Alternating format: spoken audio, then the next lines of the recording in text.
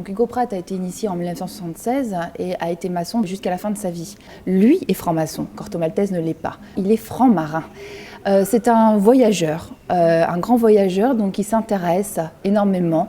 C'est quand même très subtil parce que dans le Fable de Venise, par exemple, lorsqu'il tombe dans la loge qui se réunit à ce moment-là, il évoque quand même des propos qui sont liés à la maçonnerie. Le temple est organisé tel que représenté sur la planche. Donc on peut aller voir.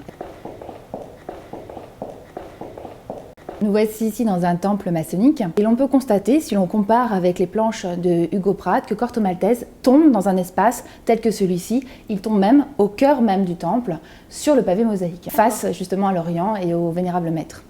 On peut constater par exemple à la fois l'agencement de l'espace, organisé avec des sièges qui se font face à face, un peu comme dans le Parlement anglais, puisqu'on est là pour dialoguer, mais également on peut voir l'Orient, c'est-à-dire là où siège le président d'une loge, c'est-à-dire qu'on appelle le Vénérable Maître, ou encore les différents décors qui ornent cet espace, comme par exemple au sol, ce qu'on appelle le pavé mosaïque, donc cette espèce de damier qui est composé de couleurs noires et blanches. Je pense que l'artiste cherche à chaque fois à représenter le monde et en maçonnerie, il vient justement pour travailler sur lui et c'est une manière, je pense, d'extérioriser tout ça, toute cette réflexion qui est menée au sein des ateliers maçonniques.